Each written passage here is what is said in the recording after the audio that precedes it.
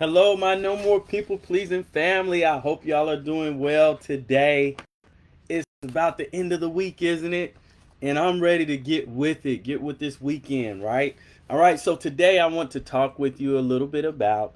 Let me get my mic. You might not be able to hear me well. I want to talk a little bit about how to set clear boundaries, a solid boundaries. Of course, this is what this group is all about because many of us have trouble setting boundaries. Many of us have trouble saying no. Many of us have trouble. We'll find all kinds of different ways to just say no because a lot of times it doesn't feel right getting that out of our mouths, right? We don't know how a lot of times to create and establish clear boundaries, firm boundaries, and so people end up trying to take advantage of us. And one of the things when I was finishing up just right now, what I was going to say is that it's interesting how many times that we are afraid to set boundaries. Um, we're afraid to set boundaries, but the people that we're afraid to set boundaries with don't have a problem setting boundaries with us. Think about that. So we're afraid to set boundaries, and I'm talking about the people that's in your circle, in your close circle, maybe family members, friends, loved ones, the ones you hang around mostly, and even other outsiders as well. But the people, if you think about the two or three people right now that you have the most problems with setting boundaries with, don't have a problem with saying no to you. They don't think the same way about saying no. They just say it, right? And so I think that's an important thing. If you've experienced that, just put yes in the chat or say yes, yes, that's me, that's me. If that's something that you've experienced. Because I know that this is something that we encounter. And so we're going to talk about how to set some boundaries here. Okay, and I need to set a boundary on my time before I just talk too much. So let's just start with the question: what is a boundary? Because in order to change or to establish something, we've got to know what the true meaning of a boundary is. Because some of us may have it twisted about what it means to set a boundary, right? Okay. So a boundary many times is something that we tell somebody, what we tell someone to do, and we expect them to do it. Did y'all hear what I just said? A boundary involves us telling someone what to do. Many times, this is what a boundary would involve, us telling someone what to do or what we expect from them, but we expect them to do it. So, what does that mean? When I ask someone to do something and I don't expect or believe that they will do it, is that what I'm really needing to firmly establish a boundary? Part of setting a boundary is being believable. Like, if cars aren't really supposed to go through here, then there needs to be a wall. There needs to be an obstruction. So it needs to be something that stops the cars from going through because you're not supposed to go through here. But if we just say don't go through and we leave it open, what happens? We got to put a cone down or something. All right. And so when you ask for something, when you ask for something, or when you decide to ask somebody not to do something, or you're trying to create that boundary, what are you actually expecting? See, learn helplessness or a feeling that people won't do what I need them to do or what I expect them to do or what I want them to do, or people won't look out for me. That sense of learned helplessness just basically means that I can't get what I want no matter what, no matter how hard I try. I'm not going to be able to get that breakthrough that you're talking about that you receive with your other clients. Okay, that's a learned helplessness. And as long as we don't even consider from the least bit that there can be change, then there won't be change. You don't have to believe in change. You just need to step towards change. And that's a part of what we're talking about here with establishing these boundaries. We've got to step towards change. Okay? Um, so, what are we doing to make sure that the boundaries that we set have success? Like I said, if somebody's driving down a road and people really not supposed to come past, then we need to set that boundary. Something that says don't go through. Something needs to be set. So what are we in the practice of doing to make sure that boundaries are being set? Because sometimes I think that some of us will sometimes try to set a boundary, but then when somebody says, no, that's not what I want to do, then we quickly change things up to accommodate whatever it is that they want. We quickly change, we flip the script and change it up to, and they kind of predict that that's going to happen. So we have to enforce helping and supporting. I'm going to help you to maintain this boundary. And we're going to talk about that in a minute. So if I say no, and if I say, okay, so if I'm dealing with my child and I say, you know what? You don't listen to me. When I call you, I need you to come immediately. I don't need you to. I'm talking about experience here. I don't need you to take your time to take. I need you when I respond because you're not listening. You need to come when I or else if you don't come, I'm gonna spank you. Okay. All right. Some of y'all don't believe in spanking, but whatever. That's a whole nother thing. So if you don't come, it's going to be some consequences. How about that? All right. It's going to be some consequences, right? So then the child goes and does the same thing again. And then when that happens, what do I do? What do you do in your scenario? I just told you that you're not responding to me. You need to start. You're not listening. You know what? Next time you do that again, come here. And then when they come, okay, so now they're listening. Next time you do that, I'm going to spank you. Or next time you do that, there's going to be consequences. There ain't no next time in establishing boundaries. Write that down. No next time with my boundaries. No next time. We have to get out of the pattern of giving second, third, fourth, fifth, 10th, hundreds, thousands chances. Okay? At some point, it's got to sting.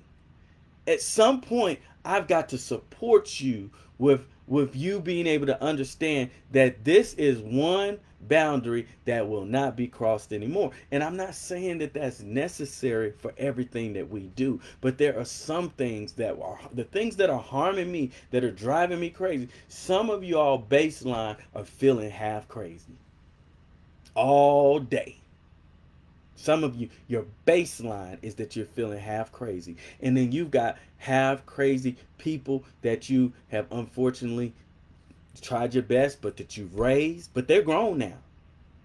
Okay? And they're bringing their half crazy mess to you.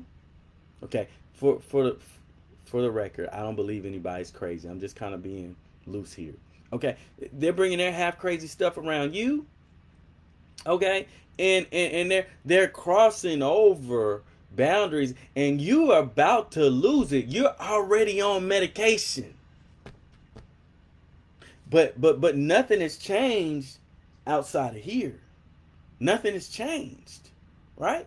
So at some point, we've got to help people with not being able to cross over that boundary. And this takes a big change. This takes a big rethinking of what I'm doing. This takes, because only until I'm able to do that will I start attracting people that are believers in me and what I'm about. Or else people are just going to, it's something about you is saying, walk all over me. And I won't say anything. Unfortunately. Some of you, and the thing is because we have that fear that is something about me that is not right or that's wrong because somebody lied to you about you and what it means to establish a boundary. Somebody didn't keep boundaries for you, and so therefore you learn not to keep boundaries for yourself. This is not something for everybody else. This is something that you can have in your personal life, and you can have it now by following these steps or coming to see a coach, right? Okay? So we're gonna move on with it. Okay, we're at 10 minutes, we gotta move. So we need to avoid moving boundaries after we have stated what they are. In other words, um, you know, you say that, hey, if you disrespect me like that one more time, I'm gonna just hang up this phone, and then the person just starts disrespecting you. See, sometimes it's important to not just request a boundary, but also, I know this is sounding like warfare, but you can get support with this. You don't have to do it by yourself. Now, for those of y'all who want to do it by yourself, don't complain about the instructions, okay? So, so sometimes we have to help people out in a diplomatic way. We need to be able to say, um, you know what? The next time that you disrespect me and you speak to me like that, I'm not going to continue the conversation. As a matter of fact, I'm gonna have to hang up the phone. You don't even get into. I don't want to. That's not that. We already been too nice. We've been too nice. Where has nice gotten you? I'm not saying don't be nice. I'm just saying take act nicely, politely. Tell them that you're going to have to leave, and then do it.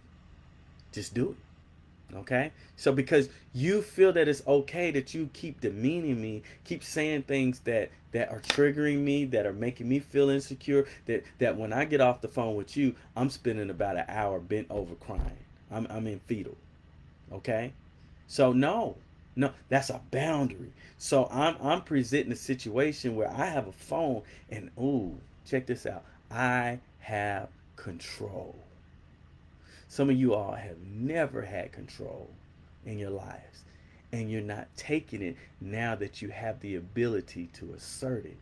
There's nothing wrong with taking things literally into your own hand, hanging up that phone. I don't have to listen to this. I don't have to. If you're going to talk to me, and that's the boundary, if you're going to talk to me, you're going to have to be kind.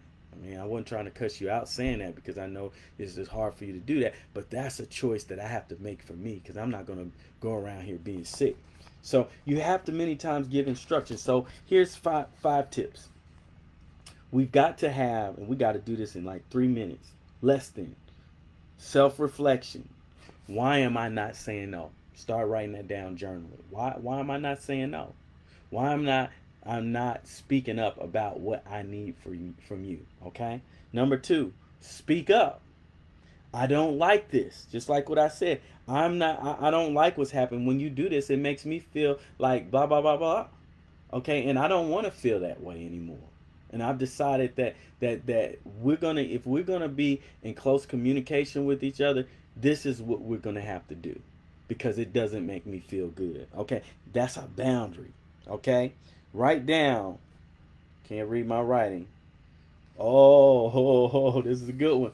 Write down what you don't like. Okay, write it down. Write down what you don't like. All that stuff. Some of y'all need to have a whole list, a bunch of stuff what you don't like. Write it down. Bring it alive. Number three. Stop questioning yourself. Ooh, this is one I get all the time.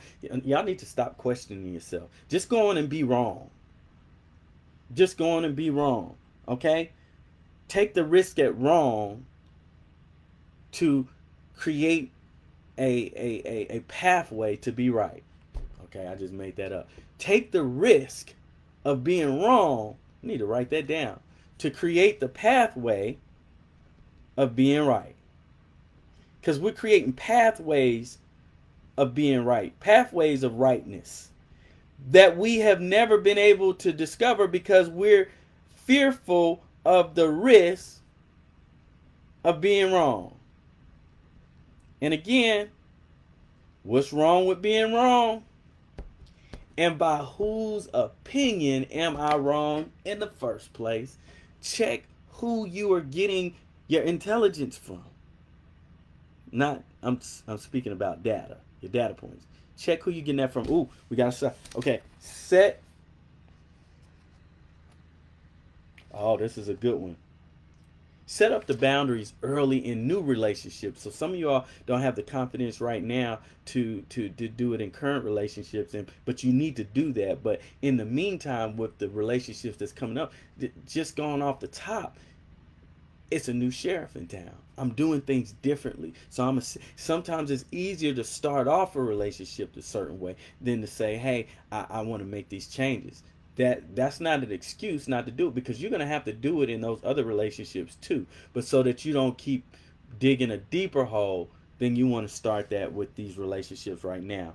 And number 5 is get accountability. Get somebody that you can talk to that's not in a codependent situation like you, or if they are in a people pleasing situation, they'll at least give you the truth or support you through your emotional tough points, the points where you're not feeling so strong. They will help to build your confidence. Okay, and so that's what we want to do, y'all. Let me know if you need any help. We got the no more people pleasing coaching program, but we're gonna let you go, and we'll pick up again next week, hopefully back on Thursday. Y'all take care. All right, bye bye.